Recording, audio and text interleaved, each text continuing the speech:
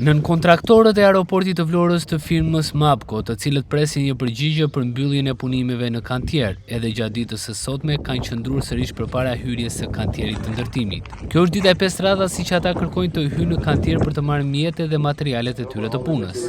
Nën kontraktorët shprehen se janë ende në pritje të një përgjigje zyrtare, ndërsa deri më tani nuk kanë marrë asnjë informacion lidhur me situatën. Ndërkohë në zonë vijojnë të jenë të pranishëm efektiv të policisë. Përplasja ndërmjet Bexhet Pacollit edhe Valon Ademit ka nisur në vjeshtën e 2025 për administrimin e vijas. Palët kishin firmosur një kontratë notariale sipas së cilës pjesa e 2A Group do të rritej nga 2 në 49%, por kjo kontratë nuk u regjistrua në QKB.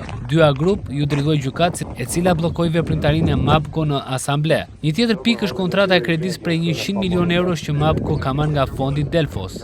Për këtë arsye Ademi hapi një tjetër proces gjyqësor, duke kërkuar pezullimin e çdo veprimtarie të ortakut Pacolli. Gjykata e apelit i njohu 2A Group dhe të drejtën e administrimit me argumentin se vendimi parandalon tjetërsimin e aksioneve. Përveç përplasjeve civile, Prokuroria e Tiranës ka nisur edhe hetimet për disa nga biznesmenët.